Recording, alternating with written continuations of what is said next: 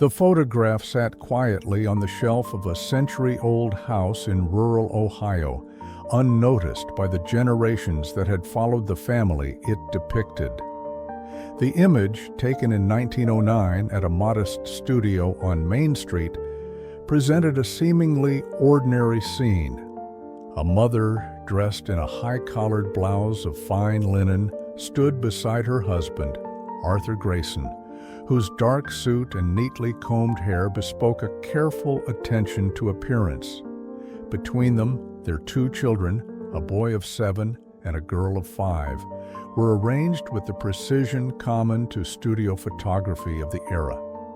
Yet something about the father's face, the subtle tension in his jaw, the tight line of his mouth, suggested that beneath the ordinary veneer, an extraordinary story lay hidden. At first glance, the photograph appeared to celebrate family unity. The mother's hands were folded neatly in her lap. The children stood rigidly, attempting to mimic their parents' composed expressions. But the father's eyes, sharp yet distant, conveyed unease, fatigue, and perhaps grief that no smile could disguise. Dr. Helena Crowthorne, a historian specializing in early 20th century American photography, would later describe it as a window into the mind of a man whose burdens weighed far heavier than anyone around him could perceive.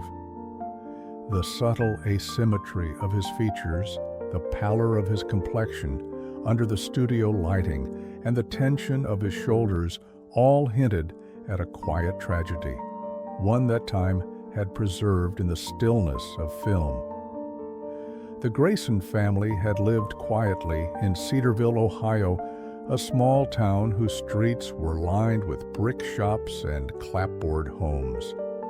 Arthur Grayson worked as a clerk at the local bank, a man meticulous with ledgers and precise in his dealings. His wife, Margaret, was known for her attentive care of the household and the children, whose days were structured by the rhythms of school, piano lessons, and neighborhood play. On the day the photograph was taken, however, the family had been shadowed by grief. A week prior, Arthur had begun suffering from severe digestive illness, a condition that would soon incapacitate him entirely. Letters to his sister, now preserved in local archives, convey both his distress and his resolve. "I have tried to conceal my weakness, Margaret, but each day grows heavier than the last. I do not wish the children to see me in pain, yet the strength I once had fails me." Margaret, the mother, had watched her husband struggle silently. Her concern was deep, a combination of practical worry and emotional anxiety. One diary entry, penned during the week of the studio session, reads, "I cannot let the children see him like this. They must remember him as strong as he always has been.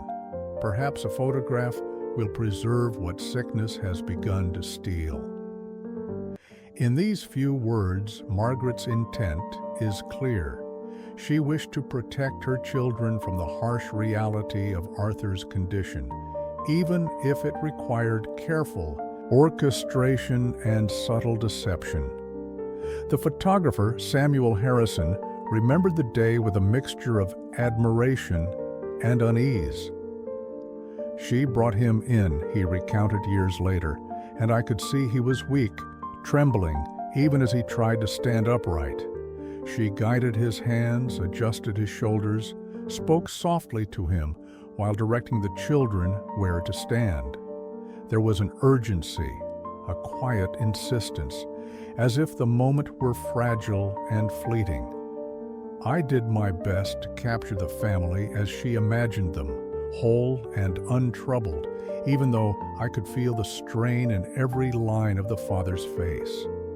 It was that strain that would draw attention decades later. While the contemporary observer might have seen only a composed family, historians and forensic experts recognize the subtle markers of illness and exhaustion. The father's tightened jaw, the barely perceptible tremor in his hands, the slight tension in his shoulders, the eyes that seemed fixed on a point beyond the camera. These details hinted at a man wrestling with private anguish, a father and husband trying to maintain dignity while illness and mortality encroached. The children, too young to understand the depth of their father's suffering, followed their mother's instructions with the obedience expected of well-reared children. The boy, Thomas, tried to mimic the straight posture of his father, lifting his small shoulders as instructed, while the girl, Emily, clutched a small doll to maintain her balance and composure. Their wide eyes betray a mixture of confusion and attentiveness, capturing the essence of childhood innocence confronted by adult suffering. Letters discovered in the 1980s provide further insight into the family dynamic at this time. Margaret wrote to a close friend, describing Arthur's condition. "Each day I see him fade, yet he insists on walking with me to the studio. He wishes the children to see him upright, whole in memory if not in body. I fear what will come, but I cannot deny their need for this image." Her words reveal both devotion and desperation, a desire to preserve familial integrity in the face of unavoidable loss. Arthur himself, aware of his weakening state, wrote in a letter to a colleague, "I feel the end approaches, yet there are things I must do. The children must remember me as I am, not as illness reduces me. Margaret has been steadfast. Her guidance steadies me in ways words cannot express." These reflections suggest a man conscious of his mortality and committed to leaving an impression of strength for his family, even in the midst of decline. The studio itself contributed to the photograph's unsettling effect. The painted backdrop depicted a domestic parlor, complete with heavy drapes and a faux fireplace. Soft afternoon light filtered through the windows, casting shadows that accentuated the father's weary expression and the children's wide-eyed attention. The composition, meticulous in its arrangement, masks nothing of the father's psychological state. Instead, it preserves it in the medium of photography, a permanent record of vulnerability made visible. This image, decades later, became a subject of study for historians interested in post-mortem and stage photography in early 20th century America. While the photograph was taken while Arthur was still alive, the subtle markers of impending tragedy, the fatigue in his eyes, the tension in his hands, the quiet anxiety captured in his posture, serve as a testament to human vulnerability. The photograph acts as both memorial and warning, a reminder that even ordinary family moments may conceal profound suffering. Cedarville, Ohio, in the spring of 1909, was a town that moved at the slow rhythm of small-town life. The streets were narrow, lined with brick stores and clapboard homes, and the steady hum of the railway punctuated the mornings and evenings. It was in this ordinary town, on the quiet edge where the Grayson family resided, that the extraordinary weight of private suffering unfolded behind closed doors. Arthur Grayson, once a man of routine vitality and cheerful presence, had begun a descent into a state of increasing physical and psychological strain. His colleagues at the local bank noticed the subtle changes first: a tremor in his hand when signing checks, a pallor that persisted despite spring sunlight, and moments of distraction that were uncharacteristic for a man so precise in his work. Margaret, his wife, managed the household with meticulous care, ensuring that the children, Thomas and Emily, followed a strict daily regimen. Yet behind her composed exterior lay constant worry. Diaries preserved by a family descendant reveal her inner life. I see him fade a little more each day. He hides it from the children, but I see it in the quiet tremor when he pours the morning tea. I fear the photograph may be the last piece of him they remember alive. These words convey both maternal concern and the tragic awareness that nothing could halt the inexorable advance of his illness. Arthur's health had been a mystery to the local physicians. Dr. Edwin Ray, who had known the family for many years, carefully noted in his journals, "Patient exhibits chronic fatigue, slight tremors, occasional pallor, appetite diminished, no acute symptoms yet significant enough to suggest standard illness, observation required." In an era before modern diagnostics, Ray could do little more than recommend rest, tonics, and gentle diet modifications. He described Margaret as a devoted caregiver, one whose attention to her husband was as meticulous as it was anxious. It was Margaret's awareness of Arthur's condition that ultimately led to the decision to arrange the studio portrait.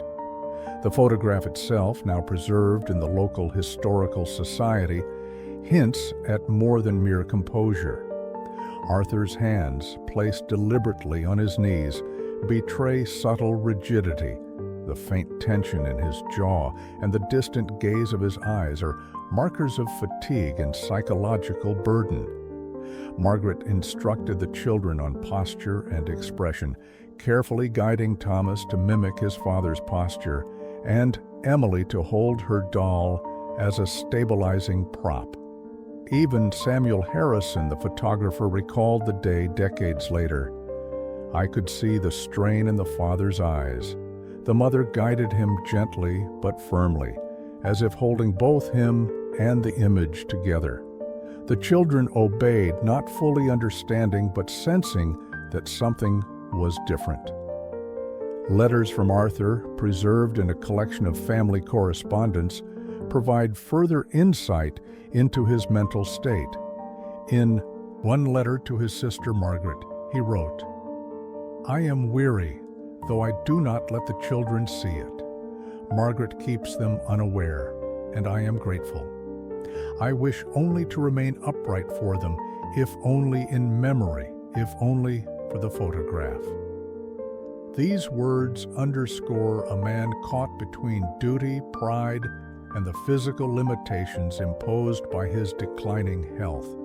The photograph, taken under Margaret's careful orchestration, became an act of preservation, a deliberate effort to create an image of stability where illness had begun to fracture it. As Arthur's condition worsened, the family dynamics shifted subtly but perceptibly. Thomas, observing his father's fatigue, began to assume small responsibilities in the home, helping with meals or assisting Emily in the garden. Emily, perceptive despite her young age, sensed her father's fragility, but lacked the vocabulary to understand it fully. Margaret, aware of the psychological toll, attempted to shield her children while maintaining a facade of normalcy. Diaries, letters, and oral histories later reveal her constant inner conflict. "I must hold them safe from fear. They must see him as he has always been. And yet, each day I fear they will glimpse what I cannot hide." The broader social context further complicated matters. Cedarville, like many small towns in 1909, valued propriety and appearances. Families were judged by composure, presentation, and moral steadiness. To appear faltering or anxious was socially precarious. Margaret's insistence on a carefully staged photograph reflected not only maternal concern, but also the social expectations of the era to maintain dignity in the face of suffering, to present a unified, stable family regardless of internal trials. This tension between private suffering and public appearance is what makes the 1909 photograph remarkable. The father's expression, so subtle in its strain, encapsulates decades of unspoken burden, physical illness, emotional fatigue, and the psychological weight of responsibility. Modern forensic psychologists examining the image have noted the telltale signs of chronic stress: tightened facial muscles, distant gaze, and subtle postural rigidity. These markers, invisible to the casual observer in 1909, now provide profound insight into the human cost of unrecognized illness and emotional labor. Margaret's letters and diary entries provide complementary evidence. In one note to a close friend, she described the day of the photograph. "I guided him carefully to the chair, adjusted his hands, whispered encouragement, and then arranged the children around him. Each movement matters. I want the image to preserve him as he should be, not as he is weakened by this cruel body." Her words illustrate both love and desperation, a mother attempting to capture not just a likeness, but a sense of wholeness, of stability, in a moment already shaped by decline. Even the photographer's recollections underscore the quiet drama of the day. Samuel Harrison noted the tension between natural posture and fatigue, describing Arthur's subtle tremors as he attempted to remain upright. He also recorded Margaret's meticulous instructions for Thomas and Emily, ensuring their expressions and postures would complement the father's carefully maintained composure. Harrison's testimony, written decades later, conveys admiration and unease. "I had the sense that I was photographing both life and its delicate pretense. It was a remarkable day, fraught with invisible struggle." The children, though young, internalized the atmosphere of careful orchestration. Thomas later recalled in a personal memoir, "I remember trying to be still, to hold my posture, because Mother said Papa needed us to be upright. I could feel his hands trembling slightly, but he smiled at me and told me to look at the camera. I did not fully understand, but I knew it was important." Emily's memories were shorter, but no less poignant. "He seemed far away, like he was in another place. Mother guided us. I did not cry. I do not know why." Their accounts highlight the ways children perceive and internalize adult anxiety, particularly when coupled with illness and mortality. Years passed, and the Grayson family photograph remained tucked away in a cedar frame on a mantelpiece, its image fading only slightly with the slow passage of time. For decades, no one outside the family saw it, and even within the household, it served as a quiet reminder of the frailty and resilience of its subjects. It was only in the late 1980s when Dr. Helena Crowthorne and her team of historians and forensic psychologists began cataloging early 20th century studio portraits that the image resurfaced for public examination. Scholars were immediately struck by the father's expression, subtle, restrained, yet unmistakably weighted by a mixture of fatigue, anxiety, and quiet sorrow. What had once seemed ordinary now demanded scrutiny, inviting viewers to peer into a man's internal struggle captured in a single, frozen moment. Modern psychological analysis confirmed what the letters and diaries had long suggested. Arthur Grayson had been suffering from a chronic digestive illness compounded by persistent anxiety and exhaustion. His work at the bank, socially enforced propriety, and responsibilities as husband and father created an invisible pressure that manifested in tension across his jaw, the slight rigidity in his hands, and the distant, almost absent gaze captured in the photograph. Dr. Sarah Houghton, a forensic psychologist consulted on the study, noted, "These subtle markers, micro-expressions, posture, and gaze tell a story that words alone cannot. They reveal a man confronting the limits of his endurance while striving to maintain dignity and presence for his family. Margaret's role in shaping the image became even clearer through her letters, diaries, and interviews collected decades later. It was evident that her insistence on a composed photograph was not vanity, nor was it deception for public consumption. It was an act of protection and preservation. She sought to shield Thomas and Emily from the stark reality of their father's illness, to provide them with an enduring memory of a man who remained upright, calm, and strong, even as his body and spirit waned. In her diary, she wrote, "I must give them a memory unmarred by suffering. He is still their father, and they must remember him so. The photograph will preserve that truth." Thomas and Emily, having grown into adulthood, reflected on the photograph with a mixture of understanding and melancholy. Thomas, in a memoir published late in his life, recalled, "I see him in the image, standing there composed, strong. And yet I know now what he endured, what Mother shielded us from. It is both comforting and haunting to hold that dual memory." Emily's recollections were similarly tempered with nuance. "I could feel his struggle, though I did not understand it then. Looking back, I realize how much effort went into maintaining the calm I saw. It was love, but it was also survival." Historians also explored the broader societal context of early 20th century America to understand the pressures that shaped Arthur and Margaret's decisions. Small-town life demanded propriety and appearance, and illness, particularly chronic or ambiguous illness, was often stigmatized or misunderstood. Physicians had limited tools for diagnosis, and home remedies, diet changes, and careful pacing of daily routines were the primary methods for managing chronic conditions.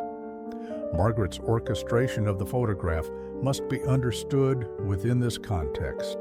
She was navigating social expectations, medical limitations, and emotional necessity simultaneously, preserving both dignity and memory.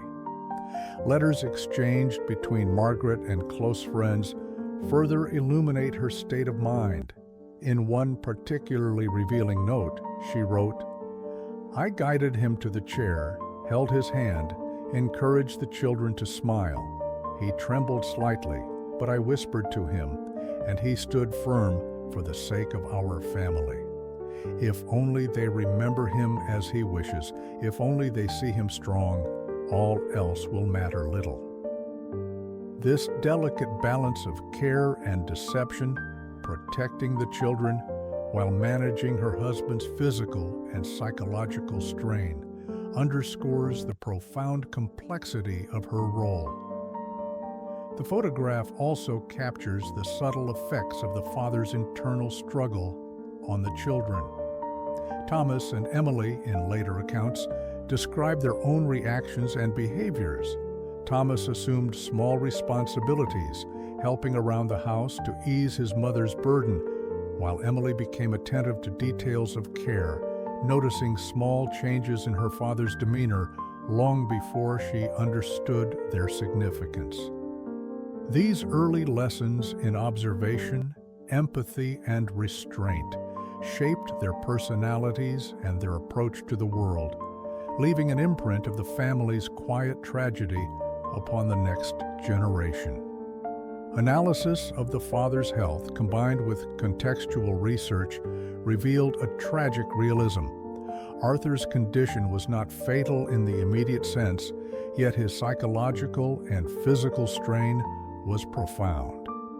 His body bore the cumulative effects of stress, overwork, and chronic illness. The photograph, then, is both literal and symbolic. It preserves not only his external presence, but also the invisible, internal struggles he endured. It becomes a historical document of human endurance, vulnerability, and the complexities of familial love in the face of suffering. For viewers and scholars alike, the Father's Face provides a compelling lesson. It illustrates how ordinary people navigate extraordinary circumstances, how love intersects with fear, and how memory can be shaped deliberately to protect innocence and preserve dignity. The image stands as a testament to human resilience, a record of both vulnerability and devotion, a quiet reminder of the unspoken burdens carried by those we admire and love. The final revelation is subtle, yet powerful. There is no scandal, no crime, no supernatural element, only the quiet human reality of suffering, responsibility, and care. Arthur Grayson's expression, the tension in his hands, the distant focus of his eyes, all combine to tell a story that his family carefully managed to protect the children from.